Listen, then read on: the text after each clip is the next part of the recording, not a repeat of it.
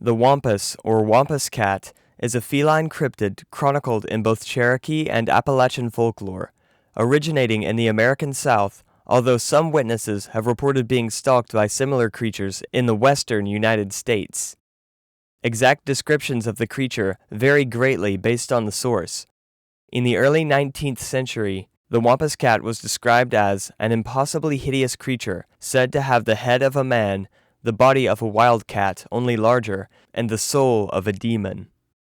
The wampus was described by folklorist Vance Randolph as a kind of amphibious panther which leaps into the water and swims like a colossal mink. Others define the wampus as a spiritual, green-eyed cat with occult or paranormal powers. A big cat with 6 legs, or just a word for an imaginary nonsense animal. The creature's name has been over time adapted into a phrase in the American South, cattywampus, meaning diagonal or askew. According to journalist Linda Godfrey, the wampus resembles a huge, unholy hybrid of canine and feline characteristics. People have reported being stalked by these creatures in the canyons around Los Angeles and in some states in the southeastern USA, supporting a Native American legend of a woman cursed for spying on a men's council meeting, which hints at mythic origins of these creatures.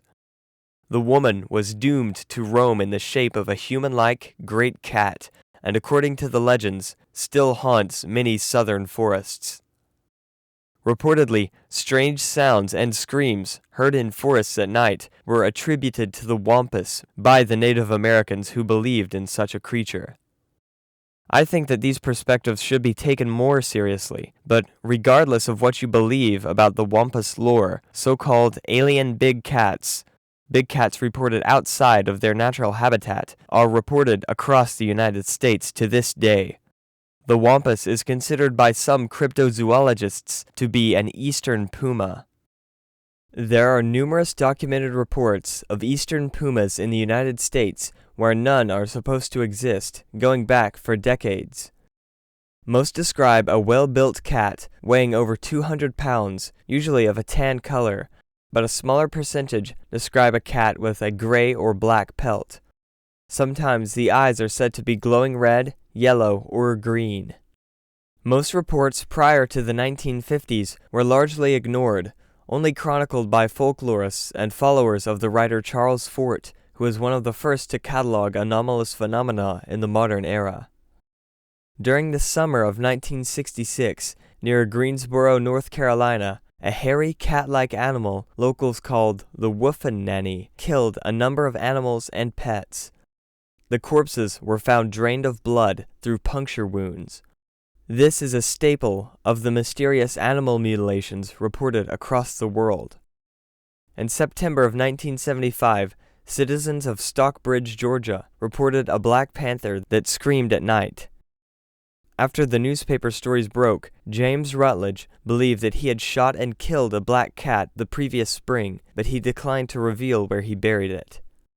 In April 1976, a large male cougar was shot and killed in Pocahontas County, West Virginia, after it had killed a farmer's sheep. 2 days later, an apparently pregnant female was captured alive. The West Virginia Department of Natural Resources no longer has the paperwork on the case. From April to June of 1977, Sampson County, North Carolina, was plagued by a mystery animal that mangled pet cats and dogs, damaged trailers, homes, and porch screens, and left behind numerous 4-toed tracks. On June 10, 1979, in Westerville, Ohio, a series of strange panther sightings was taking place when Charles and Helen Marks found more than 200 clawed, cat-like prints. These were believed to be evidence of this supposed cryptid cat. Cryptozoologist Lauren Coleman believes that even if these sightings are of eastern pumas returning to their original habitat, they cannot account for all American alien big cats, particularly the commonly reported black cats and the ones with aggressive behavior. Strangely enough, some areas of the US and Canada where these cryptid cats are reported correlate with alleged anomalous creature hotspots. aligning particularly with Sasquatch sightings. In 2008, Fortean researcher Lon Strickler of Phantoms and Monsters received a wampus cat report from Knoxville, Tennessee. Quote, "During the school year, my girlfriend lives in Strong Hall on the University of Tennessee campus. One night while we were at her place, I was talking about how I was walking back to my dorm with a friend of mine. I was beside him, but very slightly ahead. Out of the corner of my eye, I saw what appeared to be a man in a black cloak walk up to my friend and sort of lean into him, almost like he was going to put his hand on my friend's shoulder. When his hand fell on my friend's shoulder, he simply disappeared. I will admit that during this time, I was a bit tired from studying for an exam, and my friend says he felt nothing, but that's neither here nor there. After telling my girlfriend this story, she told me that during the first week of school, she looked out her ground floor window toward the corner of 16th and Cumberland and saw what appeared to be a human-sized cat walking on its hind legs with glowing eyes. It should be noted that my girlfriend is from Minnesota, and I have no reason to believe she would try to trick me by reading about the wampus cat and then trying to pretend she saw it. We're very close, and I have no reason to believe she would lie to me." The same year, a rare black bobcat was captured in Florida. It was examined by researchers at the Bush Wildlife Sanctuary, who say they now know what people were referring to when they reported seeing a mysterious panther. Quote, "For years, people here in Florida have talked about black Florida panthers. First of all, Florida panthers are basically a cougar. There has never been a black cougar or a Florida panther ever found. No record of them, no pictures, no hides, no skins, nothing. But still, we hear these stories of black cats that lurk in the wilds of Florida. Maybe we have found that missing piece of the puzzle, and we now know what everybody's been talking about when they say, 'I saw a black panther in the wild.' But really, they saw a black bobcat." Cthulhu. Cthulhu is again not an undiscovered animal, but a fictional eldritch horror created by famous American author Howard Phillips Lovecraft. Lovecraft lived from 1890 to 1937 and popularized the genre of cosmic horror by creating the Cthulhu mythos. He is regarded as one of, if not the greatest, supernatural horror writer of the 20th century. Much of his works feature occult themes, such as aliens, interdimensional beings, lost civilizations, and psychic phenomena. He developed a philosophy he called cosmicism, which posits that humanity is cosmically insignificant and could be wiped out at any moment by superior, unknowable intelligences in the universe. This is Lovecraft's sketch of Cthulhu from 1934. He described Cthulhu as a monster of vaguely anthropoid outline, but with an octopus-like head, whose face was a mass of feelers, a scaly, rubbery-looking body, prodigious claws on hind and fore feet, and long, narrow wings behind. Lovecraft described a carving of Cthulhu as a sort of monster or symbol representing a monster of a form which only a diseased fancy could conceive. If I say that my somewhat extravagant imagination yielded simultaneous pictures of an octopus, a dragon, and a human caricature, I shall not be unfaithful to the spirit of the thing. A pulpy, tentacled head surmounted a grotesque and scaly body with rudimentary wings. In his writings, anyone who is unlucky enough to cross Cthulhu's path is often driven insane by merely looking at the being. Cthulhu is one of the Great Old Ones, a race of extraterrestrial beings that came to Earth from outer space long before modern humans evolved. Cthulhu served as the priest of the Great Old Ones, and they created a city on Earth called Releth. The Great Old Ones used their telepathic abilities to communicate with early man, who formed cults centered on the Great Old Ones. The Great Old Ones went dormant after their city sank beneath the Pacific Ocean. However, isolated tribes throughout the world remembered their contact with these godlike beings and continued worshipping the Great Old Ones. Some occultists actually believe that Lovecraft's stories have more truth in them than what meets the eye. Some believe that Lovecraft himself was a sort of unconscious psychic, perhaps a medium or a channeler. Often in Lovecraft's stories, the artists and writers of the world were the first to experience the alien presence on Earth through telepathy. This is very similar to the concept of the muse, an external source that drives creativity or innovation by subtly guiding or influencing the thoughts of mankind. Artists, writers, and creative people in general often describe the muse by saying they felt their song or story wrote itself. This is associated with the flow state, an altered state of consciousness where the mind is quieted and focused primarily on the task at hand. Although The Call of Cthulhu was written in 1926 and wasn't published for 2 years, the first chapter actually originated in a dream Lovecraft had himself in 1919. He described this dream in letters he sent to his friends. In the dream, Lovecraft is visiting an antiquity museum in Providence, attempting to convince the curator there to buy an odd bas-relief Lovecraft himself had sculpted. The curator scoffs at Lovecraft for trying to sell something that was recently made to a museum of antiques. Lovecraft then remembers himself answering the curator, "Why do you say that this thing is new? The dreams of men are older than brooding Egypt, or the contemplative Sphinx, or garden-girdled Babylon." The only real difference between the first chapter of The Call of Cthulhu and this dream is that the dream was from Lovecraft's perspective, and The Call of Cthulhu, Henry Anthony Wilcox shows the main character's uncle a bas-relief he sculpted from his own dreams. Quote, "It is new indeed, for I made it last night in a dream of strange cities, and dreams are older than brooding Tyre, or the contemplative Sphinx, or garden-girdled Babylon." The theme of Lovecraft's fiction originating in the strange world of dreams would be repeated multiple times. In some cases, Lovecraft describes performing what many occultists and parapsychologists would identify as automatic writing. Automatic writing is a psychic ability where a person is able to write without conscious effort, sometimes through an altered state of consciousness. Baba Yaga. In distant lands in the faraway Tsardom, beyond the fiery river, lives Baba Yaga. So begins a Slavic fairy tale. According to folklore, Baba Yaga is a hideous witch or ogress known for cannibalizing children. She lives in a small hut that walks with bird-like legs through the forests, although in some tales she has the power of flight. She is considered to be one of the most prominent characters from Eastern European folklore, particularly from Russia, Ukraine, and Belarus. She is best known for abducting, cooking, and eating children, although in some tales she can be helpful. As I said, she lives in the faraway Tsardom, an otherworld separated from our world, described as desolate, filled with impenetrable wilderness, or sometimes said to be underground. In some stories, she is known as the guardian of the water of life.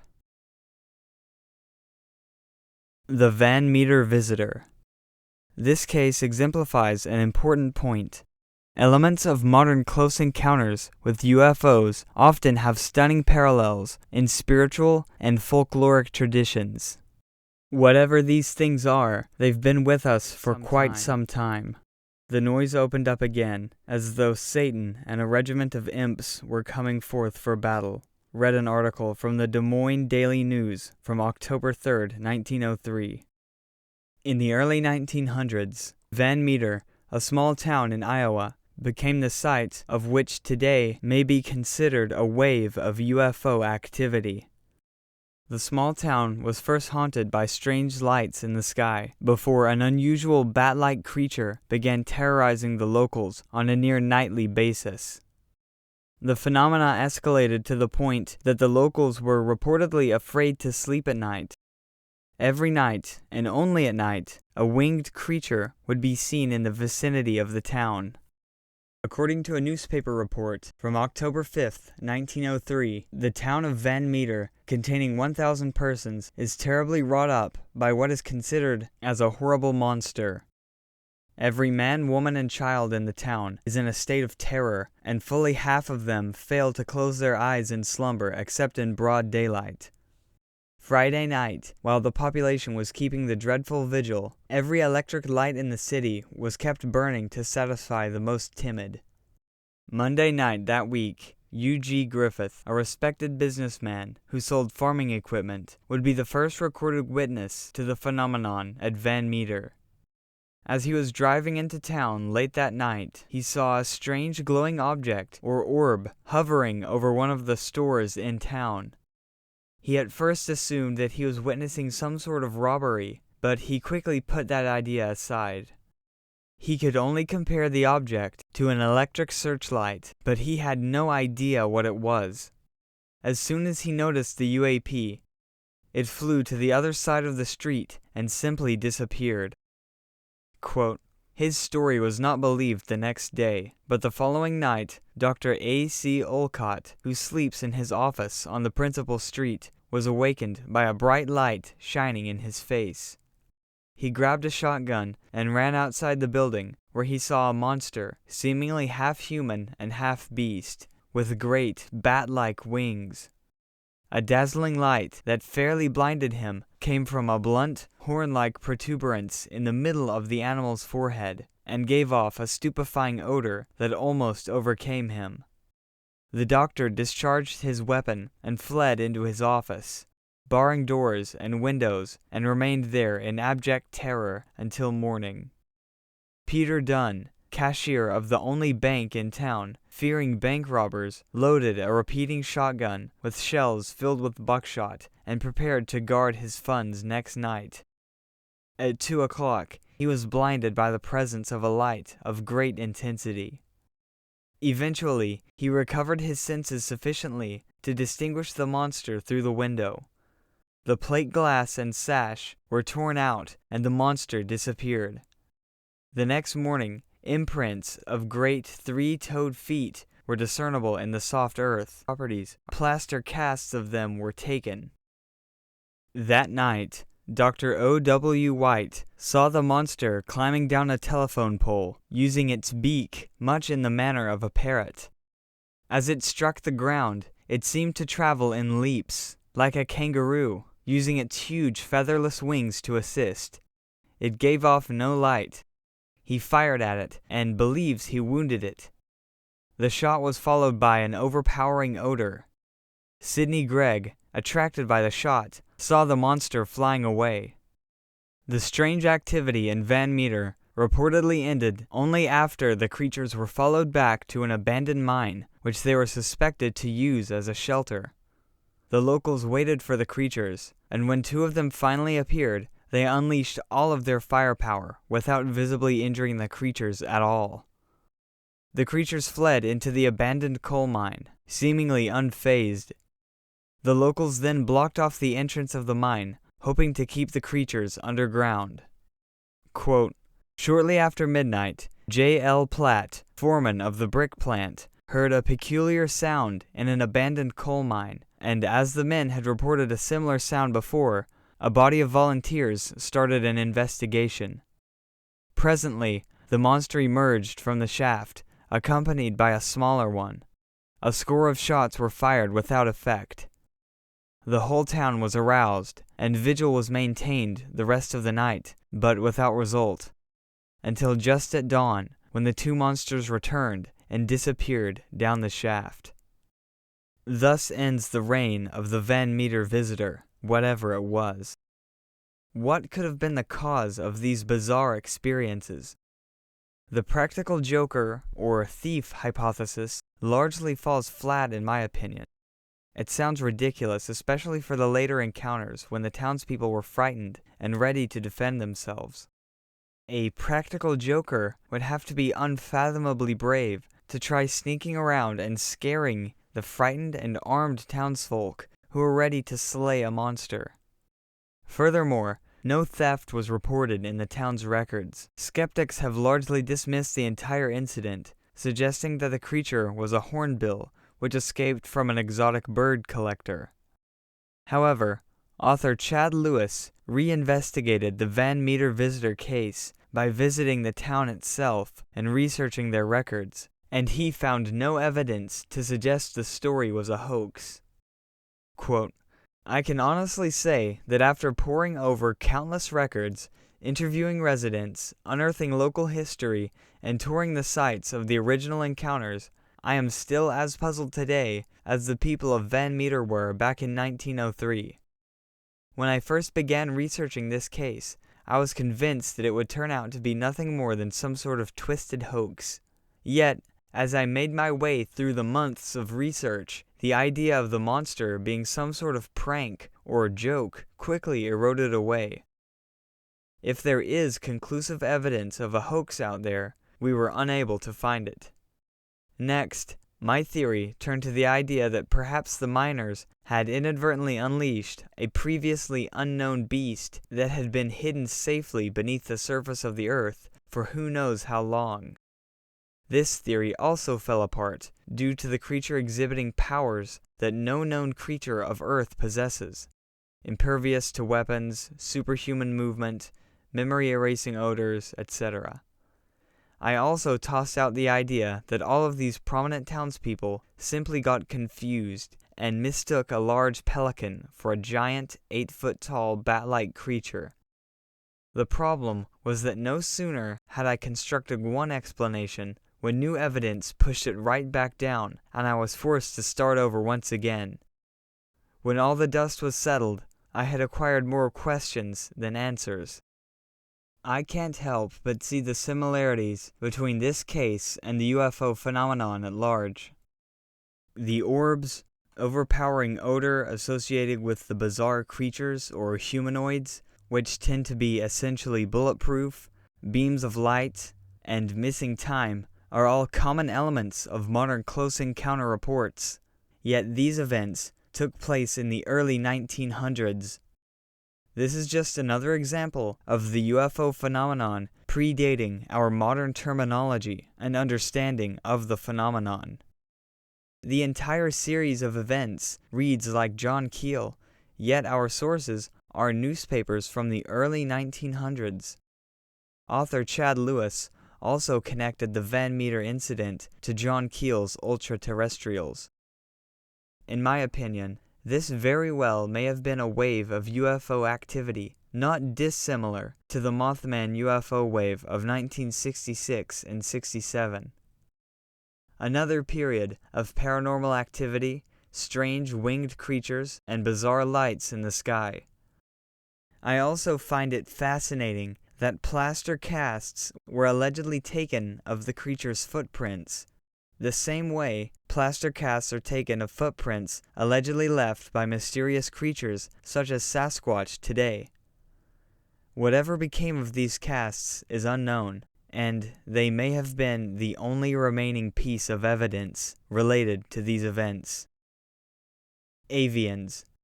This term is primarily used by New Age channelers who claim to be in telepathic contact with extraterrestrial entities. They typically describe these avians as benevolent, bird-like humanoid beings, often with beaks, feathers, and wings. I'm very skeptical of New Age channelers, although I would not outright deny that things like possible telepathic contact with non-human beings are possible. I'm skeptical of those who claim they have received all the answers, especially from off-world beings. Even if some of these channelers are truly in contact with something, how can they trust the entity on the other end? There is no way to verify who or what exactly is making contact with us. However, if we extend our search for so-called avians into the chronology of close encounters, we may find a signal in the noise. Particularly if you take the avians to be the flying humanoids reported around the world and throughout human history, similar to the Van Meter visitor. For instance, in a case investigated by French ufologist Lionel Trigano, a businessman named Mr. S reportedly encountered UAP and strange winged creatures. Quote, "One evening in November 1962, I was driving along a minor departmental road in Var. It was a dark night and raining in torrents, so that I was driving with my lights full on. Rounding a bend, I saw, 80 meters ahead, a group of figures clustered in the middle of the road. I slowed down to avoid the group, and at the same moment it split into two parts, suddenly and jerkily. My window was down, and I leaned my head out slightly to see what was the matter. It was then that I saw beasts, some kind of bizarre animals, with the heads of birds, and covered in some kind of plumage, which were hurling themselves from two sides toward my car. Terrified, I wound up the window, accelerated like a madman, and then stopped 150 meters further on. I turned around and saw these things, these beasts, these nightmarish sort of beings, which were heading, with a sort of flapping of wings, towards a luminous, dark blue object which hung in the air over a field on the other side of the road. It resembled two plates upside down and placed on one another. On reaching it, these birds were literally sucked into the under part of the machine, as if by a whirlwind. Then I heard a dull sound, and the object flew off at prodigious speed and finally disappeared.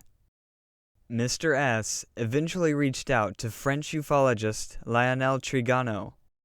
Mr. S. was scared to tell anyone of his encounter. He was worried they would question his sanity. At the time, he had never really heard of UFOs and had never thought of relating his experience to the UFO phenomenon. Famous French ufologist Aimé Michel, who was a mentor to Jacques Vallée, urged Trigano to reach out to Charles Bowen, editor of the Flying Saucer Review. Bowen found Mr. S.'s report to be very interesting, especially in light of John Keel's investigative work reporting on the Mothman UFO wave of 1966 and 67, as well as reports of other winged humanoids, such as the Owlman of Kent, both of which we have discussed previously. In April of 1995, Puerto Rican farmer Ronaldo Ortega was experiencing a wave of unexplained, anomalous mutilations of the animals on his farm. One morning, he went out to search his property because one of his goats had gone missing. Ronaldo feared that his goat would join the other victims of anomalous mutilations which were ongoing at the time. When returning to his house, Ronaldo allegedly witnessed a chimeric bird-like figure perched on the roof of his house. It appeared to be 3 to 4 feet tall and reportedly had the dark plumage of an eagle with red eyes. Perhaps the strangest aspect of this creature was not its lack of a beak, but its muzzle. The creature seemed to ignore Ronaldo and simply flew away. Could this bizarre creature be related in any way to the mysterious animal deaths in the area? It would not be the first time where anomalous encounters have taken place during waves of mysterious animal mutilations. The barnacle goose is a type of migratory bird that dwells in the Arctic Circle during the winter and then travels to more temperate areas as the seasons change. Places such as the British Isles. Though seemingly mundane, the barnacle goose would serve as the genesis for one of the oddest scientific myths in Western history. The barnacle goose can be found in many medieval bestiaries. These bestiaries were filled with descriptions of the natural and supernatural world, complete with colorful illustrations and religious allegories to explain each creature's place in a divine universe. Entries on the barnacle goose depict birds hanging from trees by their beaks, with mature birds falling into the water. Medieval historian Gerald of Wales was not the first to write about the barnacle goose myth, but his writings played a large role in propagating the myth, as he was then referenced by many medieval bestiaries. There are likewise here many birds called barnacle geese, which nature produces in a wonderful manner, out of her ordinary course. They resemble the marsh geese, but are smaller, being at first gummy excrescences from pine beams floating on the waters, and then enclosed in shells to secure their free growth. They hang by their beaks, like seaweeds attached to the timber. Being in progress of time well covered with feathers, they either fall into the water or take their flight into the free air, their nourishment and growth being supplied, while they are bred in this very unaccountable and curious manner, from the juices of the wood in the sea water. I have often seen with my own eyes more than 1,000 minute embryos of birds of this species on the seashore, hanging from one piece of timber, covered with shells, and already formed. No eggs are laid by these birds after copulation, as is the case with birds in general. The hen never sits on eggs to hatch them, and in no corner of the world are they seen either to pair or to build nests. In the medieval era, it was not known that birds travel such vast distances during migration. Because the migration habits of birds were not known, it was believed that the barnacle goose grew from trees near bodies of water. They never saw these birds make nests or lay eggs, so they assumed they were created through unnatural means. It wasn't until Europeans ventured further into the Arctic that the myth would be dispelled. However, even during the medieval ages, not everyone believed the myth. In his book, On the Art of Hunting with Birds, Holy Roman Emperor Frederick II wrote about his personal experiences with birds and was considered very knowledgeable about them. His thoughts about the barnacle goose myth were ahead of their time. Quote, "There is also a small species known as the barnacle goose. Arrayed in motley plumage, it has in certain parts white and others black, circular markings, of whose haunts we have no certain knowledge. There is, however, a curious popular tradition that they spring from dead trees. It is said that in the far north, old ships are found whose rotting hulls a worm is born that develops into the barnacle goose. This goose hangs from dead wood by its beak until it is old and strong enough to fly. We have made prolonged research into the origin and truth of this legend, and even sent special envoys to the north, with order to bring back specimens of these mythical timbers for our inspection. When we examined them, we did observe shell-like formations clinging to the rotten wood, but these bore no resemblance to any avian body. We therefore doubt the truth of this legend in the absence of corroborative evidence. In our opinion, this superstition arose from the fact that barnacle geese breed in such remote latitudes that men in ignorance of their real nesting places invented this explanation. He was able to deduce that the superstition was totally wrong, largely by examining the barnacles that were supposedly the source of the geese. Lepus anserifera is a type of barnacle that attaches itself to floating objects. The name literally translates to goose-bearing, in reference to the myth. This entry refers to reported encounters with what are described as children with entirely black eyes. They usually appear in groups of 2 or 3. They are said to be pale, with strange mannerisms. Typically, witnesses report hearing a knock on their door late at night. They open it, only to find themselves face to face with black-eyed children. The kids usually ask to be invited inside in some way, either directly or indirectly. The witnesses almost always say no, but the children insist on being invited inside the house in one way or another. They allegedly give excuses like, "We need to use your phone," or that they need to use the bathroom. I've read that skeptics suggest that there are no first-hand reports of these experiences, that it is all second or third hand, but this is demonstrably false. This is a blanket dismissal of the idea, without even a cursory glance at the alleged experiences. Of course, many believe these are nothing more than ghost stories or creepypastas. Whether the BEKs are merely pranksters with black contact lenses, part of some sort of organization, or something entirely unknown remains to be seen, but we get reports from around the world. Journalist Brian Bethel wrote about his encounter with black-eyed kids, which took place in 1996. I had gone down to the former site of Camelot Communications, one of the area's original internet providers, to pay my bill. At the time, Camelot was located on North 1st Street, near the movie theater, in the shadow of what is now Chase, then Bank 1. I was using the light of the theater's marquee to write out my check, which I planned to put in Camelot's night drop slot. Involved in my work, I never heard them approach. There was a knock on my driver's side window. 2 young boys, somewhere between 9 to 12 years old, and dressed in hooded pullovers, stood outside. I cracked the window a bit, anticipating a spiel for money, but I was immediately gripped by an incomprehensible, soul-racking fear. I had no idea why. A conversation ensued between one boy, a somewhat suave, olive-skinned, curly-headed young man, and myself.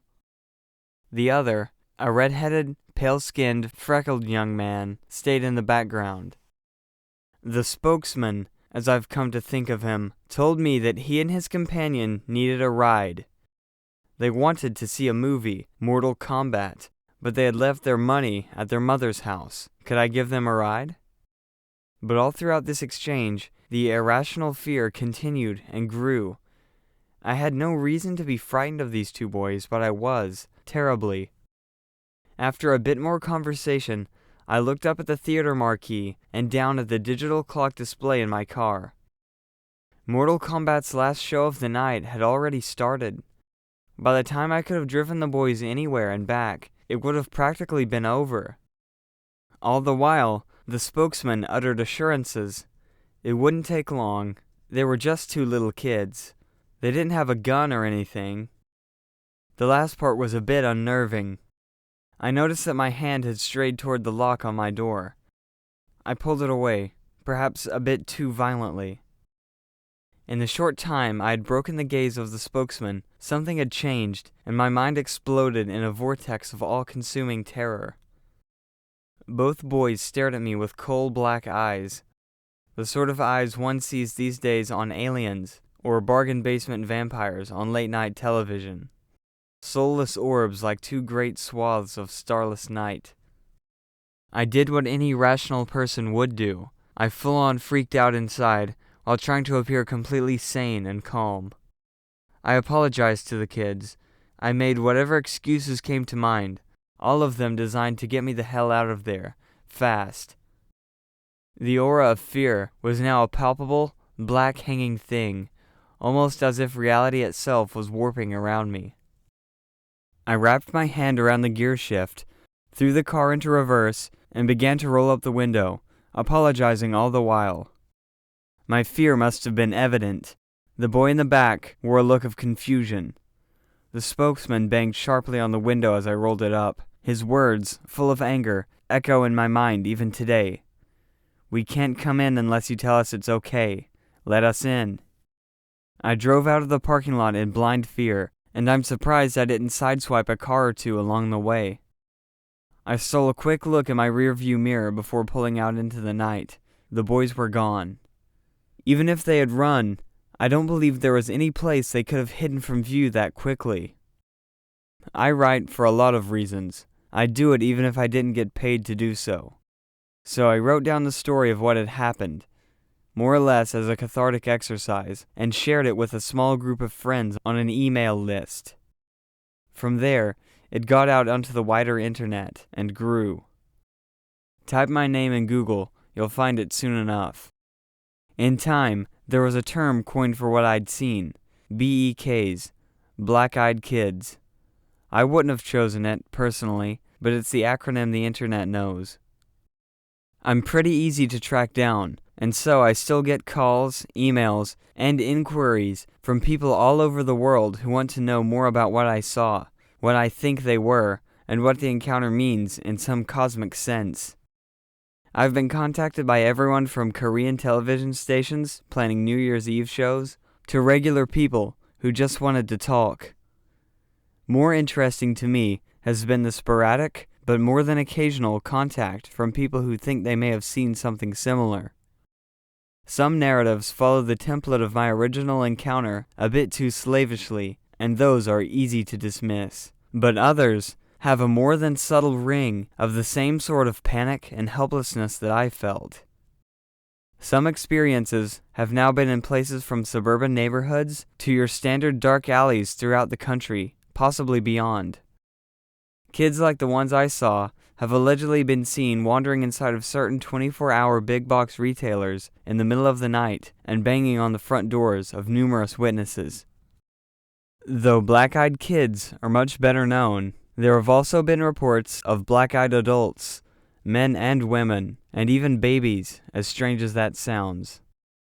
Black-eyed humanoids are also commonly reported in the UFO chronology. Brian even referenced this in the write-up of his experience. BEKs themselves have even been reportedly seen inside of UFOs by other witnesses. Some UFO researchers have theorized that BEKs are the result of alien-human hybridization, perhaps a mix between the gray species and a human. Others have suspected that the BEK experience is merely a screen memory, with something else essentially using the image of the BEKs as a disguise. Others relate BEKs to spirits, the men in black, or even what we would call vampires. Fortean researchers have noted that the black-eyed kids are known to knock on a witness's door and ask to be invited inside. There is an obvious analog between modern reports of these black-eyed humans and the medieval vampire lore. Both seemingly need to be invited inside. Could it be possible that this belief was inspired by a real experience, an encounter with some sort of parahuman entity? There are 2 more cases I'd like to discuss, where we see what may happen if you accept their offer and invite the black-eyed kids inside. In 1998, 2 years after Brian Bethel's reported experience, a trusted friend of his, John Northwood, would share his own experience with the black-eyed kids. The story was relayed on an online paranormal forum. I should preface this by saying that John Northwood is one of my very good internet friends, a gentleman of high intelligence and candor. He's an investigator for Spirit, a pagan rites coordinator in his home state of Oregon, and one of the nicest fellows I've ever met. He doesn't joke around about the paranormal, which is why this scares me to no end. I'm absolutely certain it's true. John and I had never talked about the black-eyed kids before. In fact, he wasn't aware that I had an experience like his. John Northwood's account is as follows. I was in downtown Portland, Oregon, after a seminar series on software development. I'd grabbed a bite of dinner around 10 p.m., and when I left, it was about 11. I'd gotten in my car, locked and belted up, and just started the engine when someone tapped on my window. I was in an above-ground garage on the 3rd floor, so I wasn't too freaked. Good lighting, still some people around. It was one of the guys from the conference, so I rolled down my window and asked him what was up. He wanted to ride around the block a few times, as he was freaked about who was standing outside his car. I figured, so sue me, that it was some of Portland's homeless, or some punker kids. So, being a good Samaritan, I let him in and we took off. John pulled up to the car and saw 3 kids standing next to it, 2 boys and a girl. They wore dark clothing, and something about them was highly unnerving. Quote, she was probably 14 or 15, the oldest boy was probably 14, and the youngest between 10 and 12. She looked bored and was smoking a cigarette. The 2 boys were leaning against the car. They looked way too intense for kids. Anyway, I started itching behind my eyes, like I needed to really look at them. So, like an ass, I slowed down. Big mistake. The 2 boys sauntered over, and the girl stayed against the car. The eldest was on Doug's side, the guy from the seminar, and the youngest was on mine. I made sure the doors were locked, and asked why they were standing around his car. The young one said, it's scary out there all alone, and we just wanted a ride home. The eldest one said, you promised you'd help us out, and Doug said, I don't even know you. By this time, I was really on edge. I felt caught between throwing up and jazzing. Adrenaline does that to me. All of a sudden, Doug said he was getting out of the car, and I told him not to. As soon as he reached for the handle, the 2 kids, I don't know how to say this right, they looked a lot older. Their faces were somewhat drawn. Their eyes were solid black, edge to edge, no pupil, no iris, nothing, just a liquid black pool. I just about wet myself, slapped the car into reverse, and burned rubber, backing about 60 feet away. They started running after the car, so I spun around one of the support struts and we took off. I kid you not, I was convinced that if they got a hold of the car, I was going to die, and not in anything approaching a pleasant fashion. The oldest one was at the bottom of the garage when we came out, and almost made it to my side door. We'd gone down from the 3rd floor doing 30-ish, maybe 35, around the ramp. He'd beaten us down the stairs and onto the sidewalk. Anyway, we left him on the corner, and when I turned to look, nothing. He was gone. Doug just about passed out. All of a sudden, the feeling of menace left. We went back about 10 minutes later. Nobody was around his car. He got out, got in his car, and drove home. He had said that he had met the young one earlier in the evening, and had said he'd take him home. Had even given him a short ride in his car to the seminar and told him to wait. Apparently, though, the older brother scared him, so he felt that all bets were off. I was behind him about 45 feet when the feeling of menace hit again. At that moment, Doug misjudged going across an intersection on a yellow light, and his car was hit by a truck. He was killed instantly. I gave a police report, and the whole time felt really freaked out and very exposed. I got back to my car, got in, locked the door, and waited. I saw the kids again, from about 2 blocks away. I'm not making it up. I'm not thinking they were vampires or something like that. But they weren't as pale, they weren't as skinny, and they felt a damn sight more menacing. I left quickly.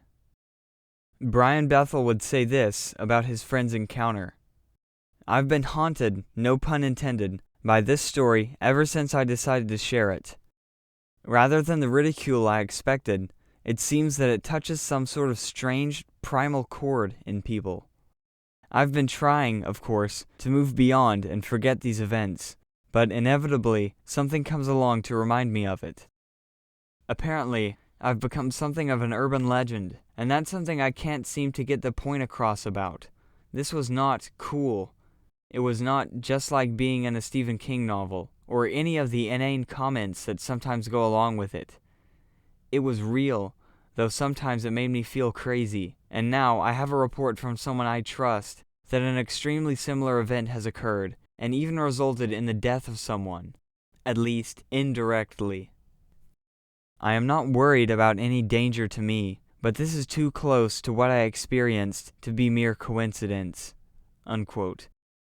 This is not the only case where the BEKs are connected to a death. Fortean researcher Lon Strickler received a particularly strange report from one of his readers on March 24, 2017.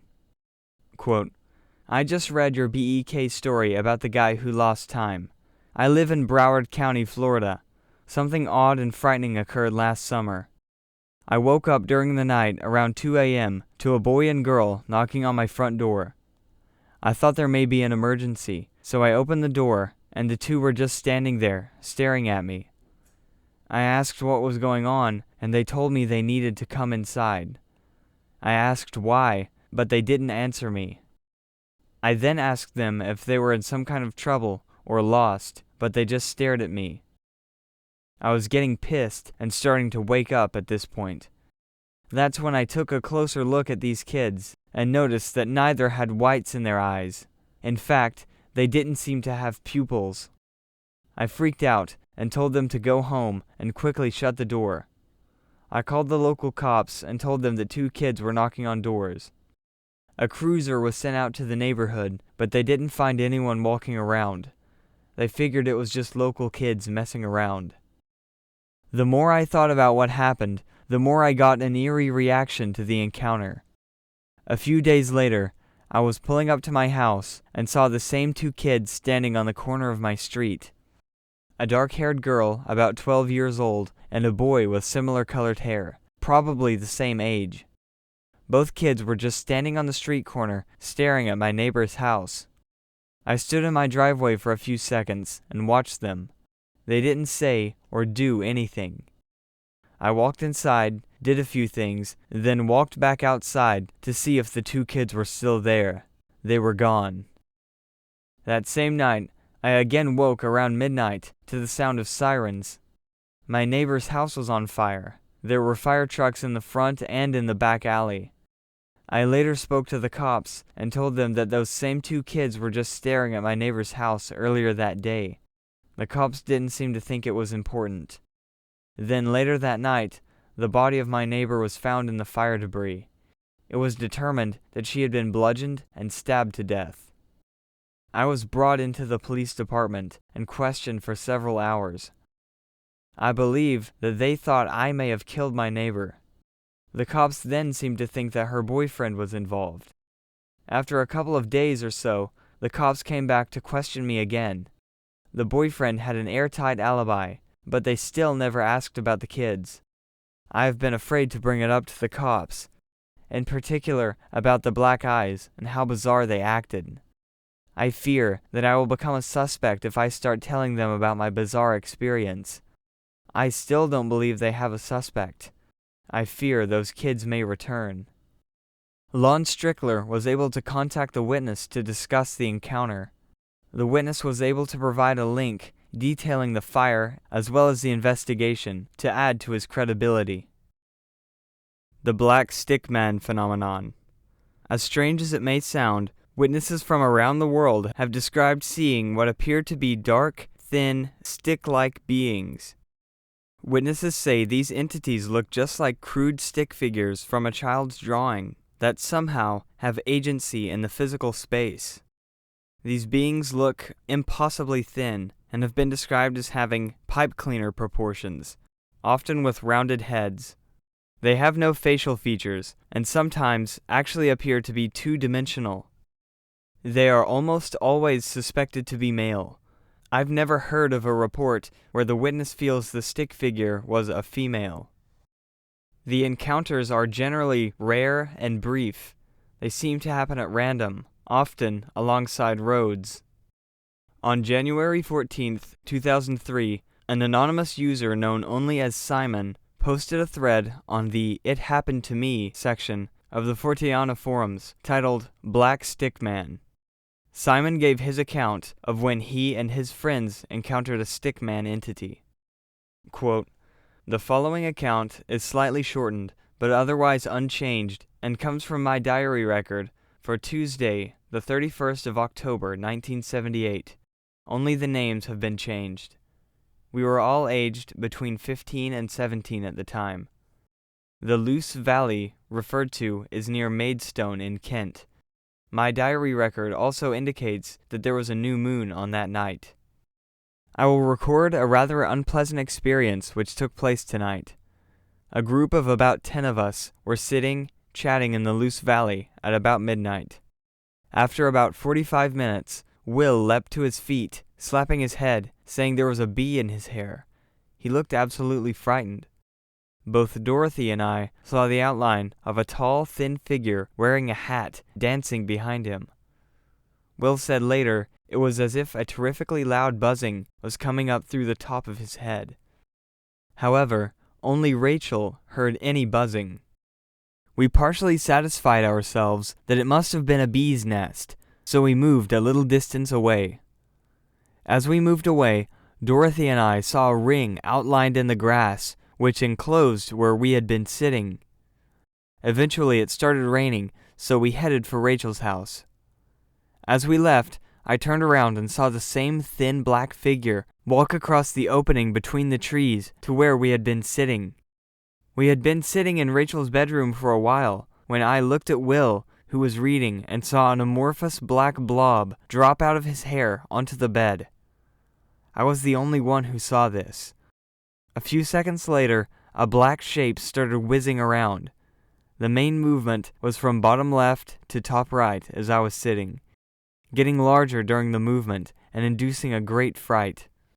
About 4 people altogether saw this. Later, the girls slept in a room together. Apparently Rachel and Molly saw the black blob in the curtains during the night. I, however, had an excellent night's sleep. On first awakening, I saw the thin black figure silhouetted against the wardrobe doors. I must admit I lost my calm last night and was bloody terrified by the whole thing. This is where the diary entry ends. However, the witness had more to say about the encounter. I have now moved away from the southeast, but I occasionally meet Will. Even 20 years later, he has been extremely unwilling to discuss the events of that night in any detail, as he still found the memory disturbing. During our last meeting, I gained a little more of his account. He was not aware of the thin figure which I saw behind him during the initial buzzing. Unprompted by me, he did recall the black blob falling out of his hair, which I thought I alone witnessed. However, he recalls it dropping onto the pages of the book he was reading, rather than onto the bed, as I recalled. Will also recalls more of the girls' account of their night after retiring. Apparently, the blob had several times appeared near the curtains and moved them, while silhouetted against a bright light, which appeared to come from outside but did not correspond to any street lamp or likely car lights. This has been the only supernatural experience of my life. One encounter took place in Brockley, in the London borough of Lewisham. The witness was walking with his friend when he noticed some strange, frantic movement. It took him a moment for his eyes to register what he was looking at. He could only describe it as a black, cut-out man. The being did not look three-dimensional, as other witnesses have tried to convey. Perhaps the strangest thing about the figure was its clumsy, unnatural gait and bizarre movement. The witness was absolutely terrified by the being and ran away. On February 15, 2004, a woman in Elkader, Iowa, was returning home late one night after finishing some work on a farm. She was nearing her front door when something caught her eye. She looked to her left and saw a thing that was sprinting at high speed. She could not grasp what she was looking at. She could only describe it as a stickman. This stickman turned its head, looking over its shoulder directly at her. It then instantly broke out into a sprint towards her. She was scared to death and quickly ran inside and locked all the doors, every possible entrance. She was deeply affected by the encounter and couldn't get it out of her mind. At first she sobbed uncontrollably before it progressed to hyperventilating. She spent the following 2 hours after the incident in the grips of terror before she began to calm down. As far as we know, the witness never told anyone in her life about the encounter, not even her own family. Perhaps the most disturbing aspect of the encounter was that she felt the entity wanted her to see it. One of the most bizarre reports of stick people comes from the files of Peter Davenport's National UFO Reporting Center, New Fork. On May 2, 2003, a group of nearly 20 kids were having a party late into the night in a rural part of the United States.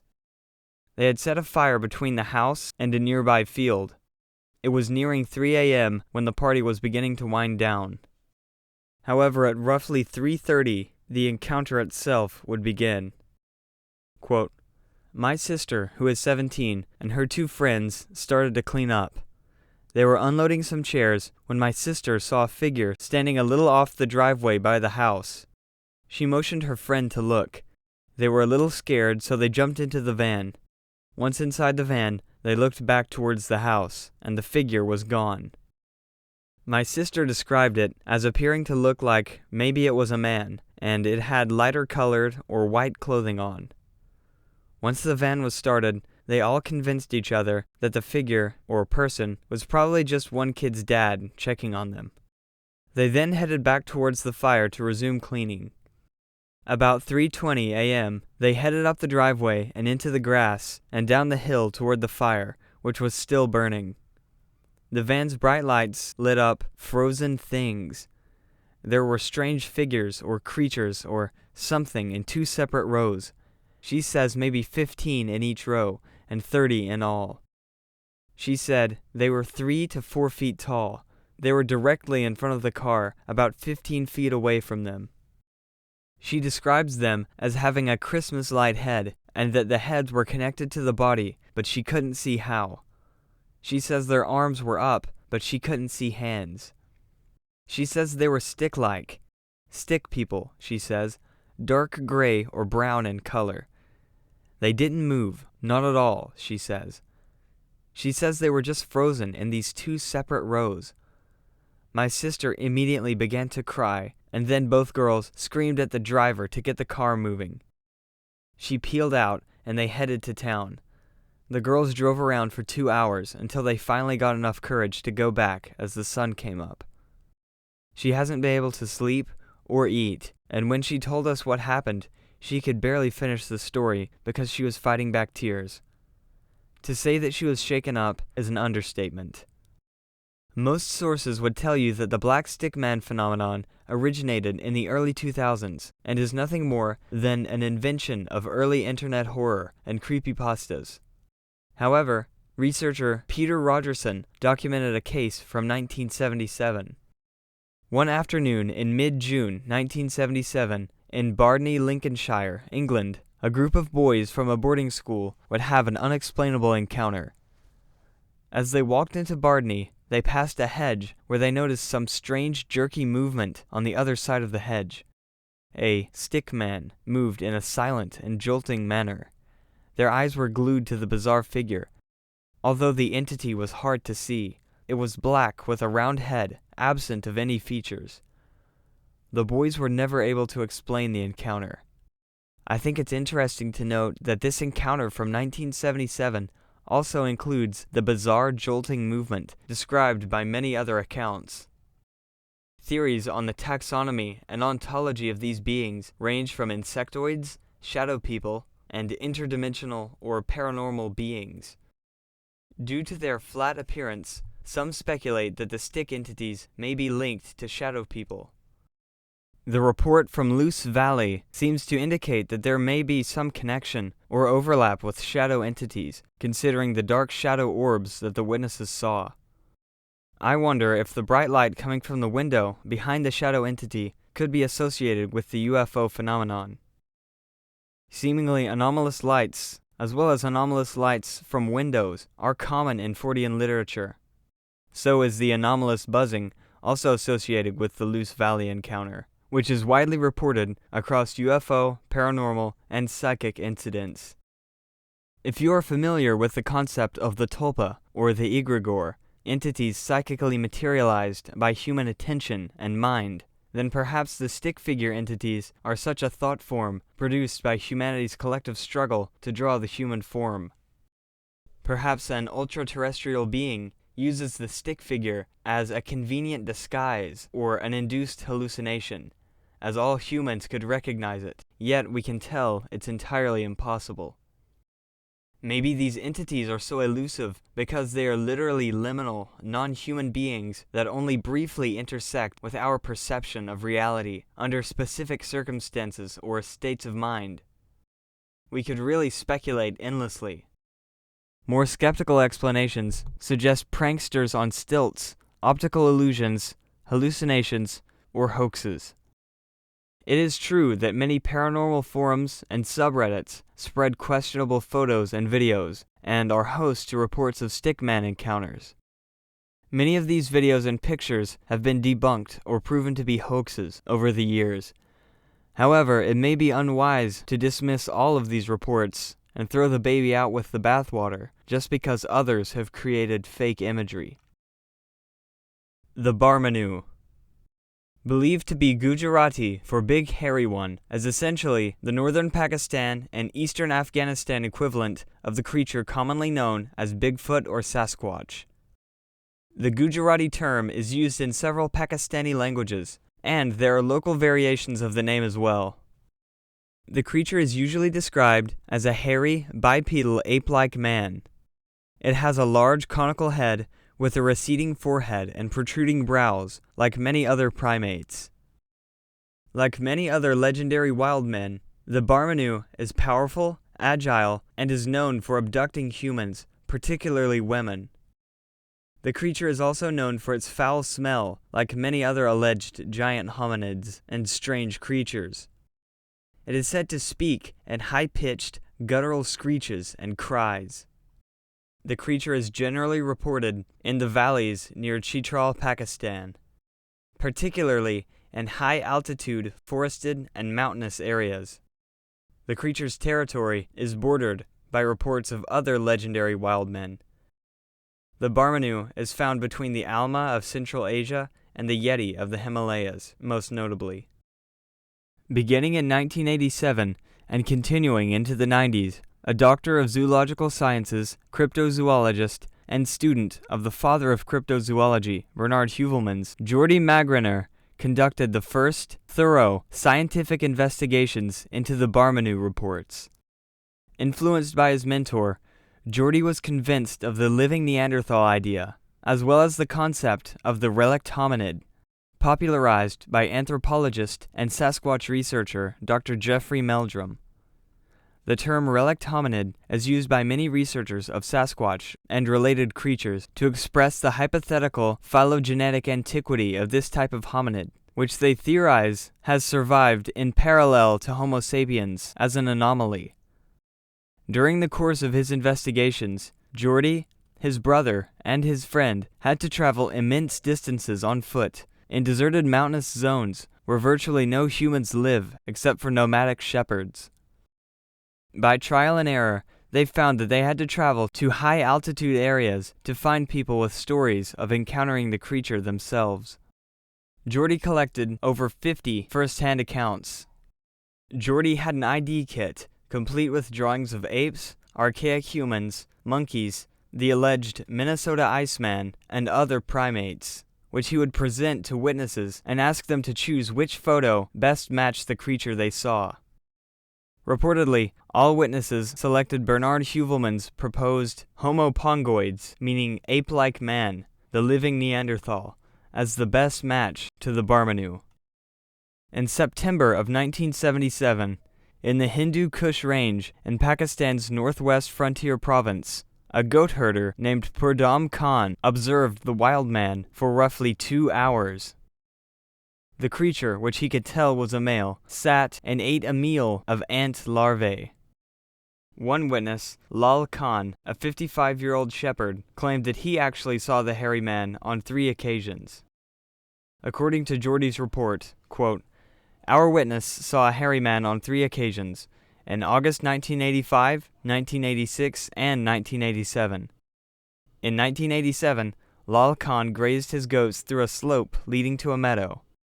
At 3,450 meters above sea level, a few goats, coughing, awoke a hairy man who was lying at the foot of a large spruce tree. The tree, leaning against rocks, formed a shelter by its low branches descending to the ground. The shepherd saw the hairy man come out of his shelter. Little frightened at the sight of the man, the being in question threw a stone at him, then turned his heels and calmly crossed the prairie with a stick held in his hand."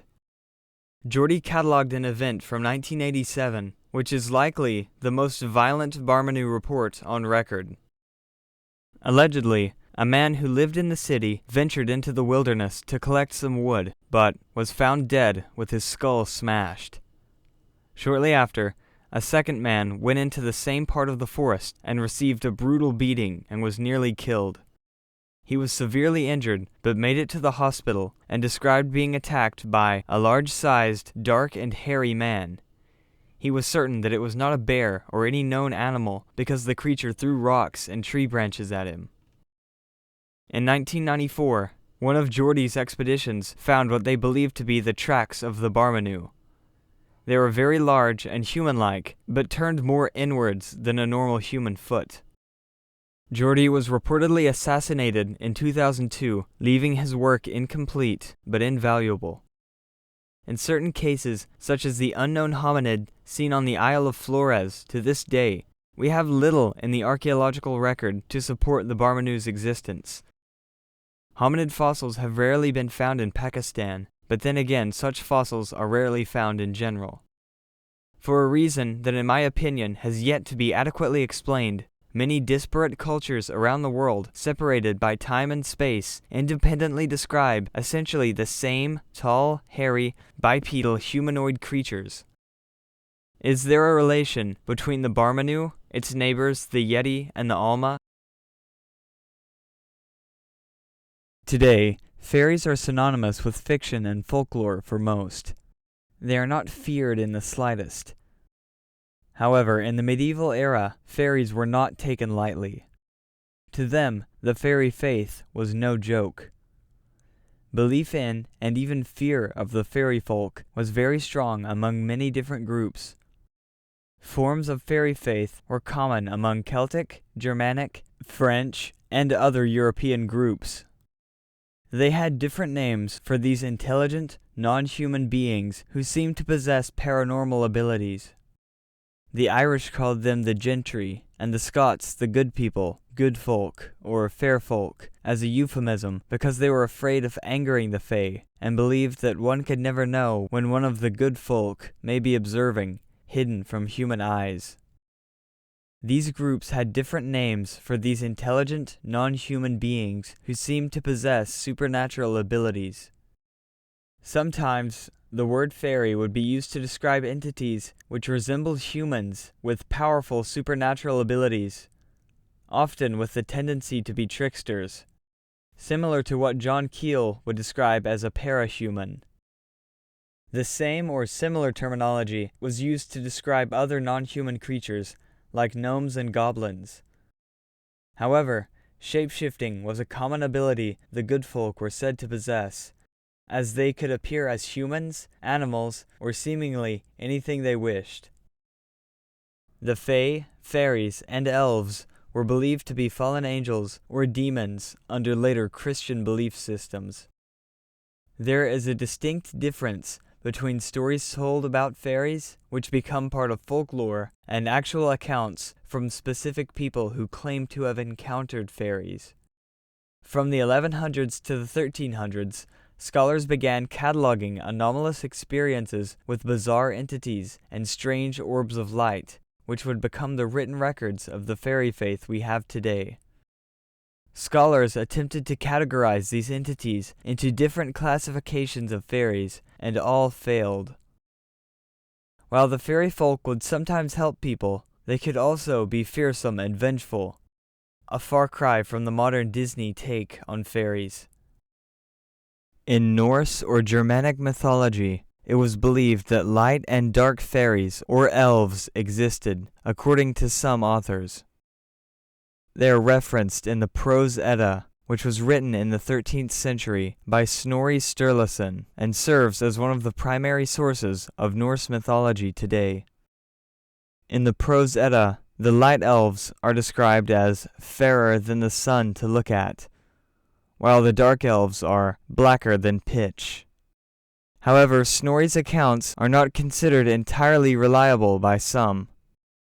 Jacob Grimm believed that the original elf was likely a light-colored, white, good spirit, and the dwarves were seen as black spirits by comparison. He believed that the terms light elf and dark elf were created because the two classes of creatures were being confused. In his view, the light elf, or fairy, would refer to the elves themselves. He also believed that the dark elves were not really dark, but rather dingy or pale.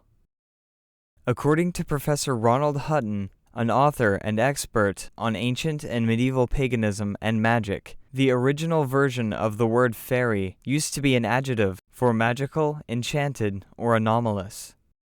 People who reported experiences with fairies were sometimes seen as possessing a gift and would be taught to become spiritual intermediaries or the effective equivalent of a shaman. American scholar and author Walter Evans Wentz wrote The Fairy Faith in Celtic Countries in 1911 after traveling across Europe, interviewing many experiencers who reported encounters with the fae, or elves. Quote, "The belief in fairies has the same origin as all religions and mythologies, and there seems never to have been an uncivilized tribe, race, or nation of civilized men who have not had some form of belief in an unseen world, peopled by unseen beings.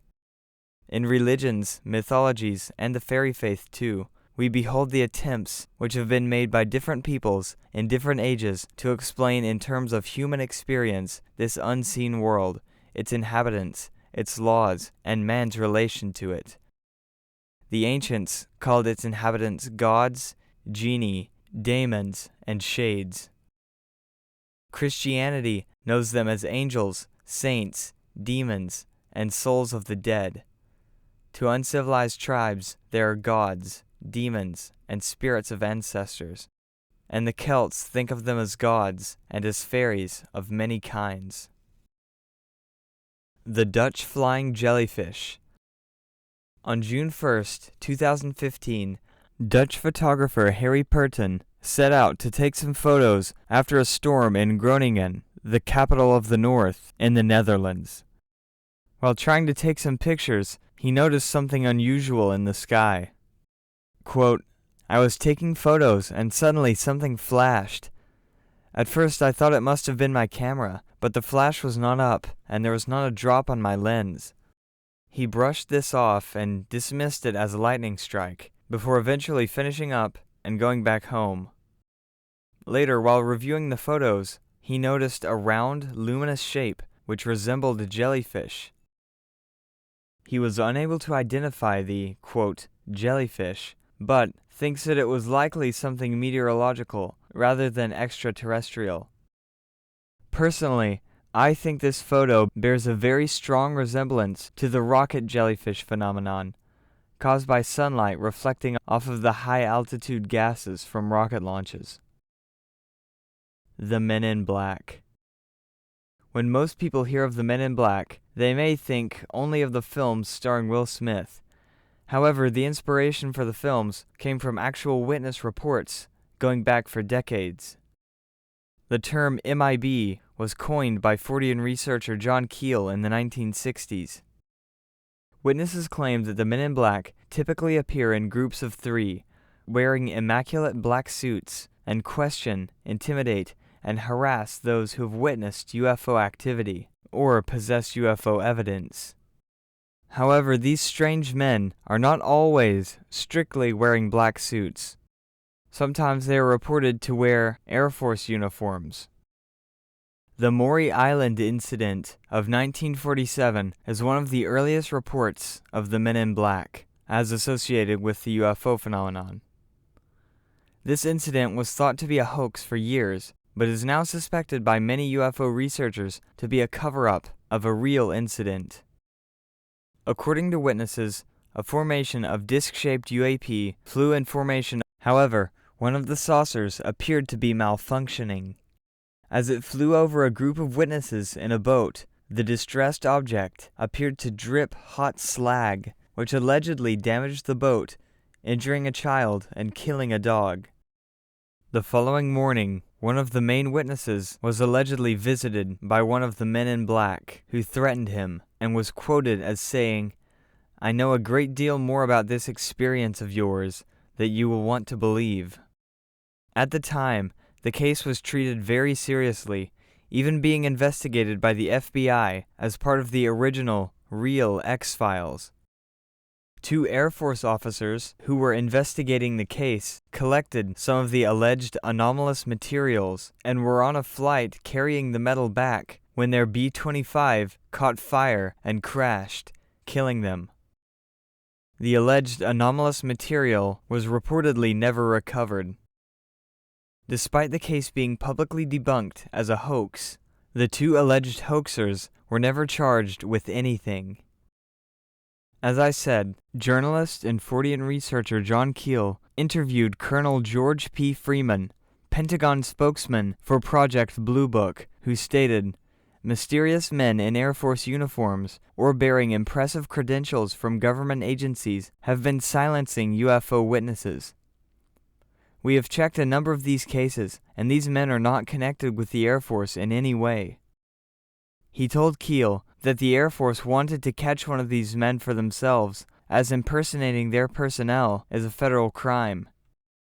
He also pointed to a memo from the Air Force Assistant Vice Chief of Staff from March 1, 1967, on the subject of impersonations of Air Force officers, which confirms that the Pentagon was aware of the MIB phenomenon. These reports continue to this day, with unknown men in dark suits confiscating evidence of some of the greatest UFO cases of the 21st century, such as the 2004 Tic Tac incident. In my opinion, it seems obvious that some reports of the Men in Black are certainly associated with the American intelligence agencies.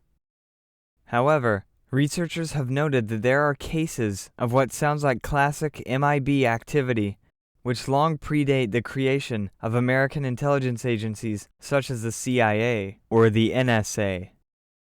If this is true, and it's also true that the Air Force and the Pentagon were truly unaware of who some of these alleged MIB were, and were investigating them for themselves, then who exactly are the MIB, and who are they working for? The Folkville Metal Man.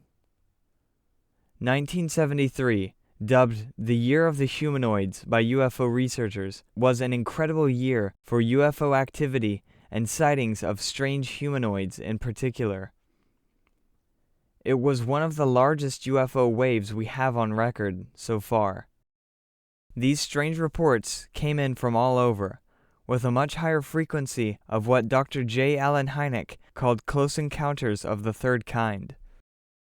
UFO experiences wherein animated entities or beings, what we think of as aliens, are seen inside or near the UAP. The autumn of 1973 was the peak of UAP and non-human reports, and was when this case took place. On October 17th, Sheriff Greenhaw of Faulkville, Alabama, responded to a call from a clearly shaken woman who claimed that a spaceship landed on an open field near her home on the outskirts of Folkville. As he neared the outskirts, he drove down a narrow gravel road where he saw a bizarre figure standing in the road. He got out of the car and approached the figure, trying to speak with him. The figure stood still, and Jeff was able to get a photo of it. The being suddenly broke out into a sprint, frightening the sheriff.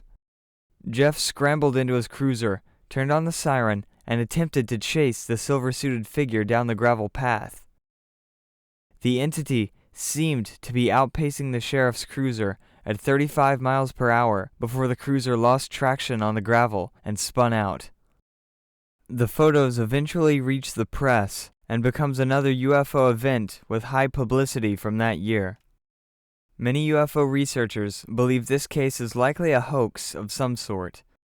NICAP investigator Marion Webb extensively investigated this case and interviewed many residents of Folkville, including Sheriff Greenhaw, as well as his friends, family, and co-workers. Webb came to the conclusion that Greenhaw likely hoaxed this encounter with a young accomplice. It's suggested and rumored that the photo is merely a silver fire suit with tinfoil wrapped around it. Webb conducted photographic analysis and recreation and came to the conclusion that the metal man was wearing a hot suit with aluminum foil wrapped around it. Flying horses are the subject of mythologies from around the globe. The most well-known example of a flying horse is Pegasus from the mythology of the Greeks. Pegasus and his brother were sired by Poseidon and were born from the blood of Medusa after she was slain by the demigod hero Perseus. Pegasus was typically depicted as a white stallion with large bird-like wings and represented freedom and heroism, and also played a key role in the quests of multiple mythic heroes. Scholar of Celtic and Germanic folklore Hilda Davidson suggests that Sleipnir is the typical steed of the shaman, who is represented as journeying to the underworld or the spirit dimension by riding on a bird or other animal. Davidson said that the horse as a shamanic steed is common in the lands where horses are in general use, and Sleipnir's ability to bear the god through the air is typical of the shaman's steed. She even cites one case in particular from a study on shamanism where a shaman described an 8-legged horse. Davidson also compares Sleipnir with biers, a stand used to carry a dead person during a funeral. Quote, "Fruitful resemblance seems to be on the bier on which a dead man is carried in the funeral procession by 4 bearers. Borne along thus, he may be described as riding on a steed with 8 legs. The Cameron Village Sewer Blob. In 2009, a South Carolina-based company, Malfros Construction, was contracted to inspect the sewers in Cameron Village, North Carolina. An alleged anonymous spokeswoman from Malfris stated, "We were asked by our client to inspect the sewer lines, which were built in 1949. Because the sewers are so old, there were many infrastructure issues. During the inspection, they sent a camera into a pipe. When played back, the recording revealed a strange, pulsating biological mass obstructing the inside of one of the pipes. The original video was posted on YouTube the same year and quickly spread online, causing many to speculate on what the strange mass or sewer monster could be." The story was then picked up by outlets like NBC, ABC, Fox, and others. Of course, some believed the video to be a hoax or perhaps a scene from an obscure horror film. However, city officials came forward to offer explanations as to what the video depicts. The video was given authenticity by Marty Gibson, the environmental coordinator for public utilities in the city of Raleigh, North Carolina.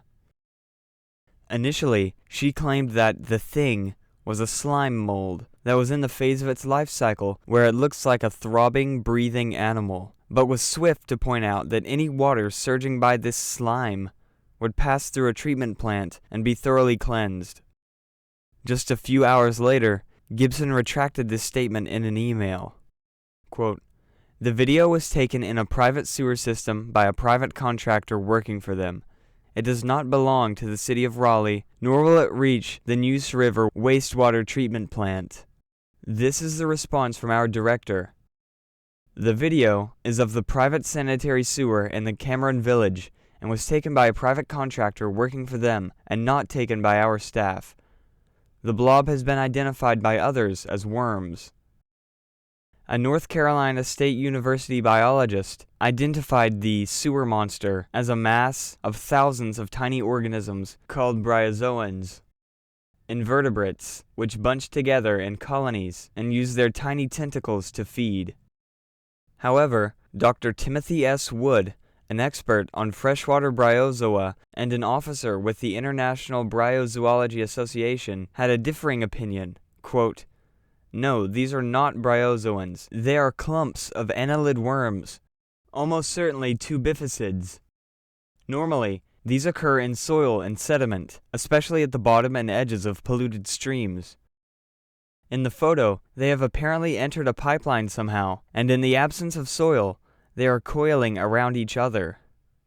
The contractions you see are the result of a single worm contracting and then stimulating all the others to do the same, almost simultaneously, so it looks like a big muscle contracting."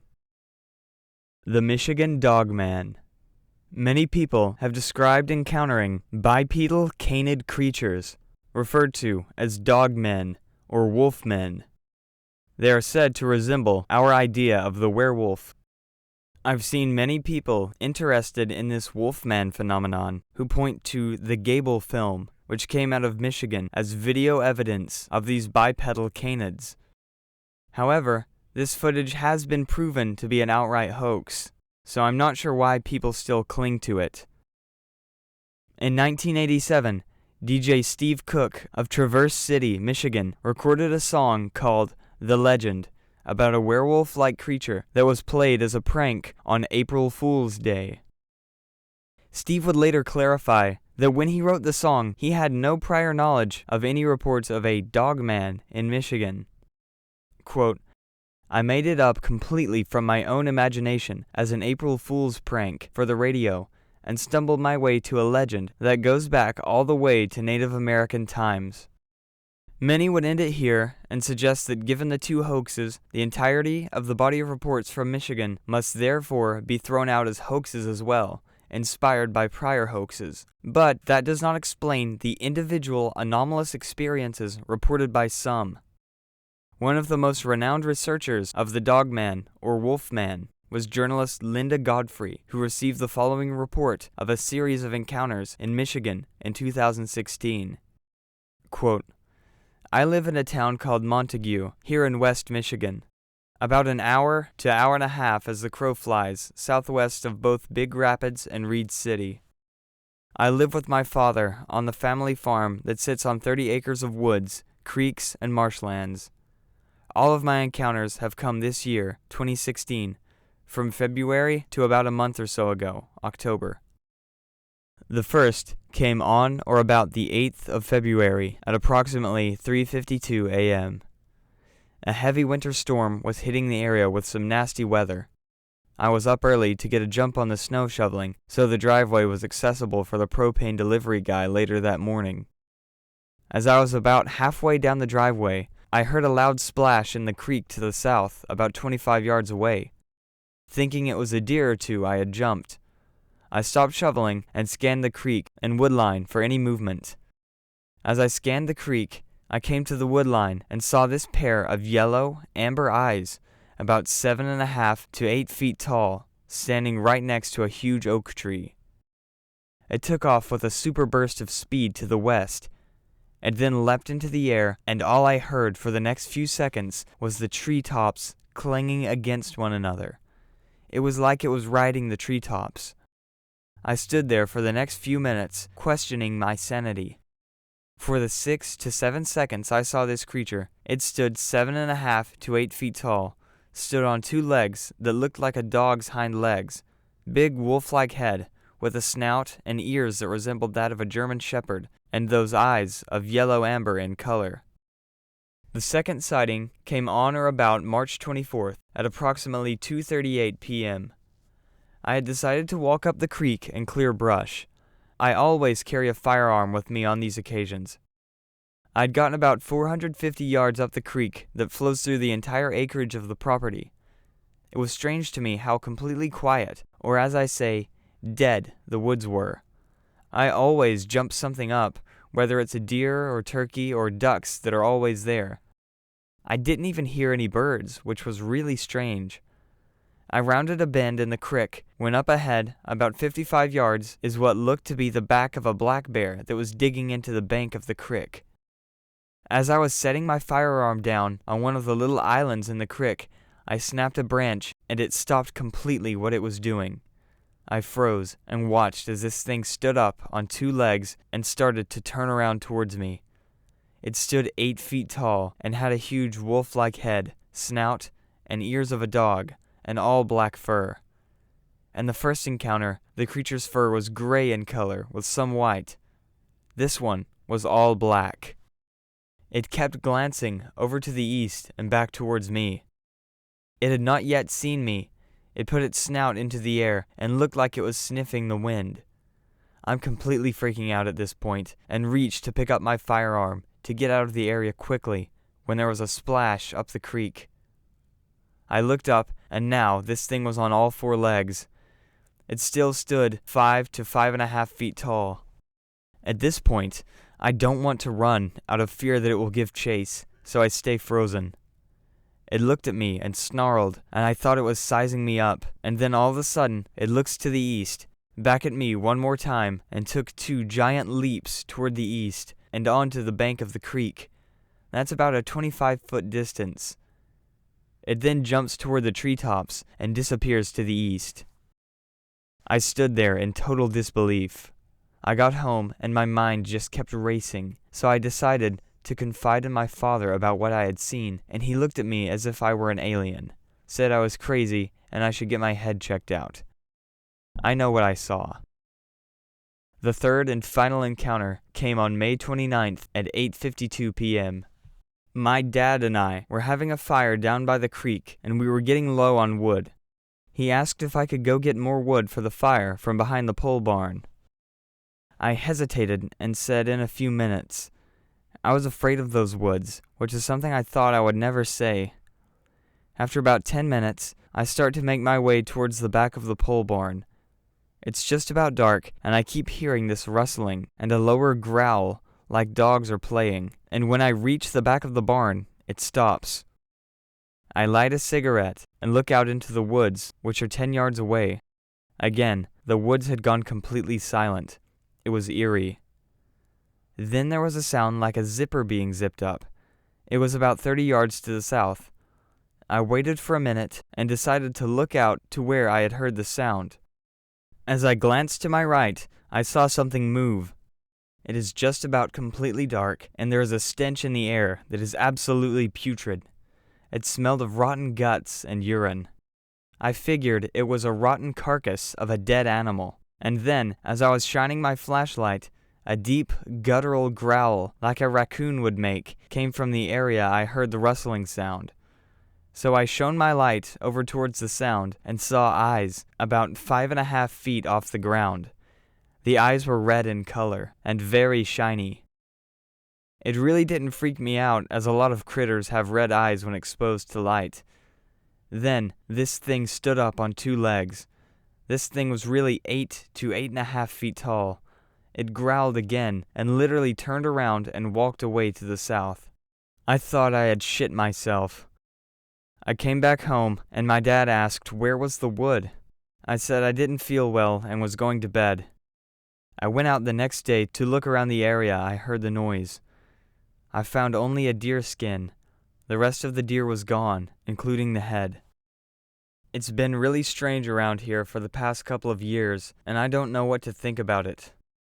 In all 3 of my encounters, the thing I saw reminded me of a werewolf. I no longer go near the woods. I was told by a family member that a lot of the wood acreage are Native American burial grounds. I don't share these encounters with very many people at all, in fear of getting laughed at or called crazy. I think it's very interesting that in both the second and third encounters, the witness describes this eerie silence that seems to fall over everything just before the encounter. UFO researcher Jenny Randles proposed the term the Oz factor, a term to describe the altered state of consciousness experienced by many a witness at the onset of many close encounters. It derives from the stories about the land of Oz, where Dorothy is magically transported into another reality and then brought home again. The Oz factor is commonly described as involving the sudden loss of external stimuli. For example, the air was unusually still, all the birds just stopped singing. Also, a change in the perception of the normal flow of time. For example, I know that only moments passed, but it seemed like hours. Time had lost all meaning. The Oz factor has been recognized not only as a direct prelude to the onset of an alien contact, but also as a trigger for various other paranormal events. It is a common attribute at the start of out-of-body experiences, telepathy, precognitive visions, and apparitions. Jenny Randles suggests that the Oz factor is evidence of a switch in the state of consciousness necessary for these anomalous experiences to occur. The individual tunes out the reality of the world that surrounds them and tunes in to a different kind of reality or frequency where time and space operate on other principles. Quote, by itself, the Oz factor does not state whether the experience that follows is real in the sense of an actual contact with some sort of intelligence, for example, or emerges from within the consciousness of the witness in a visionary form. But it is an important clue as to the level of consciousness that is involved during a close encounter. This is emphatically not the everyday waking state. We also had the recurring theme of pungent, putrid odors associated with these anomalous creatures. The witness described this wolf-like creature jumping from tree to tree, which is out of the ordinary for dogman reports. These bipedal canid creatures are reported in many disparate areas across space and time. The more convincing cases, in my opinion, are some of the high-profile incidents which have been cataloged by the U.S. government at Skinwalker Ranch, where UAP, cryptids, and other paranormal phenomena seem to converge. The Norwegian atmospheric jellyfish. On January 10th, 2010, an amateur photographer wanted to take some photos of the northern lights in Avians, Norway. He became fascinated by the aurora after working at a rocket launch site in Norway's far north for 2 decades, where the aurora was easily visible. While capturing photos of the northern lights, he noticed a strange parachute or jellyfish-shaped object. He first assumed the anomaly was merely glare on his camera lens, an optical illusion. Unsure of what the object was, he posted his images on spaceweather.com. Quote, I have never seen an object like this, and I am eager to find an explanation to this phenomenon. He was soon inundated with emails and inquiries from experts, many of whom doubted that the jellyfish was due to a camera fault. Lead scientist Troels Lin Hansen from the Tromsø Geophysical Observatory stated, "The phenomenon has the same greenish color as the northern lights." However, he said that it was unlikely the northern lights were creating the optical illusion on its own. He suggested that the light from the aurora might have been reflected off of a satellite. Quote, "The intensity of an intense aurora is not far from the intensity of moonlight, and the jellyfish phenomenon is also quite small, apparently many orders of magnitude down compared to the solar iridium flares. But why is it green? One should think that it would be white or yellow if it was a reflection from a satellite. So while I am not yet fully convinced it was a satellite, one cannot rule this out. If true, this would be the first recorded example of a satellite reflecting the northern lights." The Titusville Mystery Creature. This entry refers to a bizarre carcass found in Titusville, Florida in 2019. That day, Kelly Garahan and her boyfriend were on her property when they noticed it had been a while since they last saw her dog. Kelly's boyfriend was searching for her dog on her 5-acre property when he came across the shriveled up, brown carcass of a strange creature. Kelly and her boyfriend were perplexed by the strange carcass. Neither one of them could identify it as any familiar animal. The creature was around 2 to 3 feet long. It looked deflated, and they were unsure how long it had been since the creature died. With no idea what the creature could be, Kelly took pictures and posted them on Facebook. "I found this in my yard. Has anyone seen this thing before or know what it could be?" Suggestions ranged from a coyote, a dog, an alligator, Komodo dragon, and various other critters. According to the Daily Mail, a biologist told Kelly that the animal was an opossum. As far as I know, there was no follow-up or examination of the creature to determine what it actually was. Shadow people. It is incredibly common for people to experience a sighting of a shadow person. It is considered one of the most common paranormal experiences. Many people have reported seeing what appear to be shadowy figures, perhaps passing by your bedroom door or watching you from the corner of your room. Groups of witnesses have described shadow figures walking between trees and forests and seemingly disappearing. Many describe seeing them from the corner of their eye. Typically, these shadow figures vanish when you turn to look at it, but in the more chilling accounts, the being remains, even when you look at it, staring back at you. Often these beings appear to be harmless. However, some describe the appearance of the being inspiring feelings of anxiety, dread, paranoia, or fear. They are commonly reported during sleep paralysis. Some claim to see shadow figures while under the influence of heavy dosages of certain drugs. But are shadow people merely illusions or hallucinations? Or could these entities truly exist, capable of operating outside of human perception? Jason Offutt, author of Darkness Walks, researched the shadow entity phenomenon extensively by interviewing witnesses from around the world. He categorized several different types of shadow figures, although he noted that the categories still overlapped in some instances. Some shadow figures had red eyes, some reportedly attacked people, some wore hoods, some displayed the ability to seemingly shapeshift into other shadow entities, and of course, there is the enigmatic Hat Man, the most well-known of all the shadow figures. The earliest individual shadow person report Jason Offutt was able to uncover happened to Charles G. Parcells of Otto, North Carolina in 1949, when Charles was 13 years old. Quote, "My encounter was a long time ago, but I still remember it very well. Of course, at the time it occurred, I'm sure the term shadow man had not yet been coined. It was around 10 at night, with just the faint glow of streetlights visible through the windows. My brother and I were lying in our beds, talking a bit before going to sleep. All at once, a dark figure dressed in a black cloak, wearing a black hat with a wide brim and a tall crown appeared in the window. No facial features were discernible on this person, but I took it to be a man. I thought he was going to climb in. At that moment, I started yelling my head off in total fear. As I did so, the figure reached up and silently closed the window, turned, and moved out of sight. His mother soon burst into the room to see what he was screaming about. However, she did not believe him.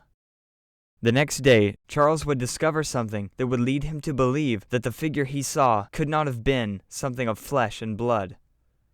Quote, "The window had been locked from the inside the whole time. The window, either opening or closing, made an audible, raspy, squeaky sound. When checking outside, he found no footprints in the area where he saw the figure."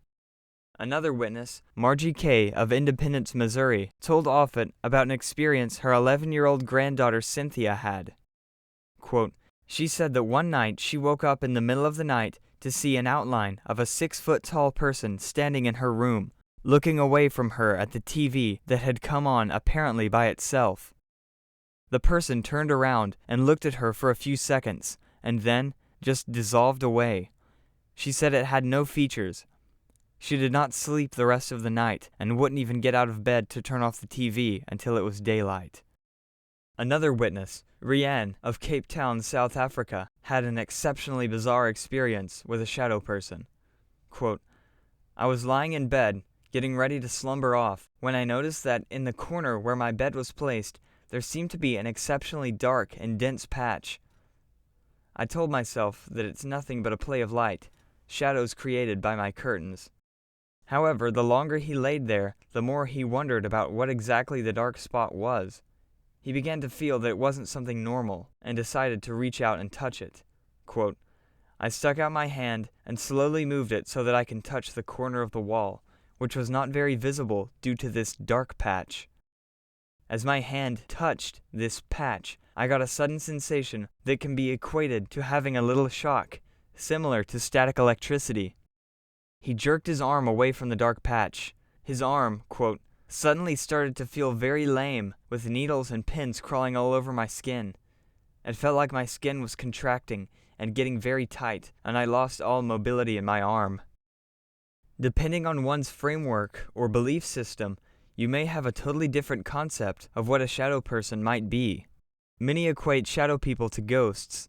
However, many other witnesses describe seeing ghosts as looking entirely physical and living, not ghostly at all. Shadow beings show up in different mythologies from across the world. The Choctaw have stories about shadow beings. Many people of the Choctaw Nation will not say the entity's name out of fear of summoning this spirit. They are believed to be negative entities, known as the Soul Eater, which would devour your soul if you allowed depression or evil thoughts into your mind. The jinn are often described as spirits made of smokeless fire, normally invisible to humans, but capable of taking physical forms, such as humans, animals, and other entities. Paranormal researcher and author Rosemary Ellen Guiley identified shadow people as a category of jinn. In an interview on Psychology Today, Dr. Catherine Ramsland asked Rosemary what drew her to the jinn as a subject. Quote, "There were two major avenues, both involving shadow people, dark and menacing humanoids I had been researching since 2004. I already knew a bit about the jinn from earlier research in demonology. I noticed that many cases of persistent negative hauntings involved shadow people, so I began probing for their true identity. I discovered that many shadow people experiencers are also ET experiencers, especially abductees. Through a long process, I concluded that shadow people are a shape-shifted form taken by jinn. Therefore, there is a profound connection between jinn and bad hauntings and ET abductions. Furthermore, the footprints of the jinn are evident throughout our mythologies about ancient aliens and gods. The picture that emerged is of a major jinn involvement in all of our entity contact experiences throughout history."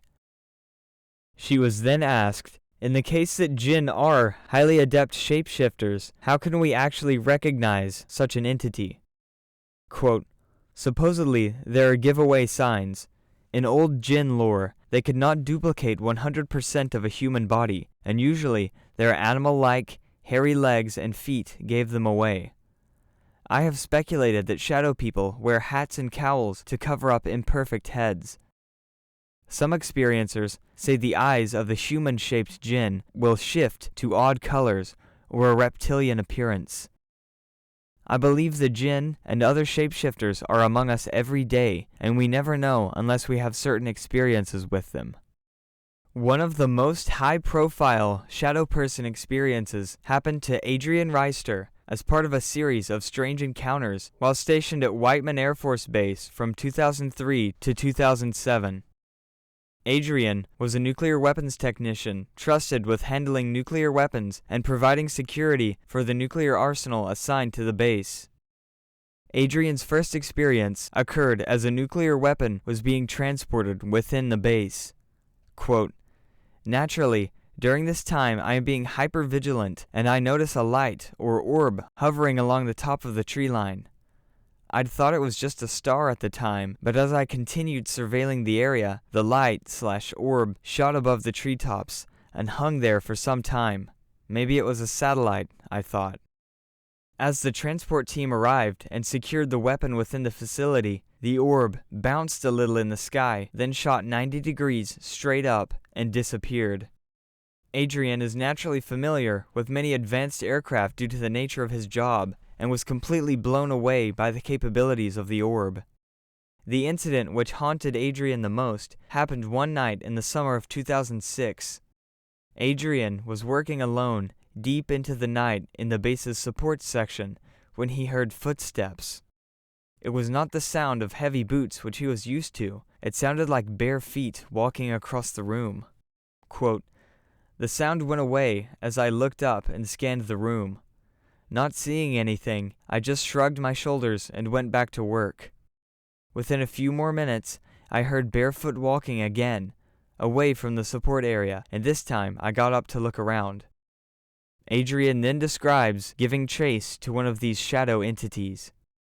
"I saw what I can't really describe as anything other than a black mass in the shape of a person standing at 6 feet tall. Not really a shadow, but something that was slightly blurry and didn't reflect any light.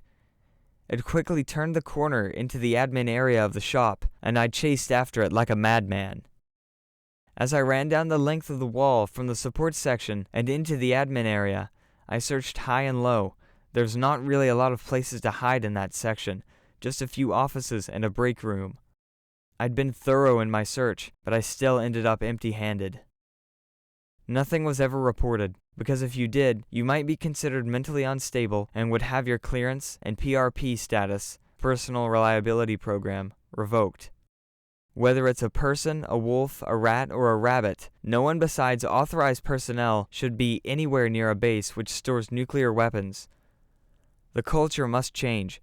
If the USAF took a comprehensive approach, it would notice a pattern of similar occurrences at other bases, which should make senior officials take note. A dangerous, amphibious creature known to the Aztecs, but believed to be extinct now. The creature, which once reportedly roamed Mexico's rivers and lakes, was somewhat otter-like compared to a small dog with a smooth black coat. It had small pointed ears and paws similar to a raccoon's.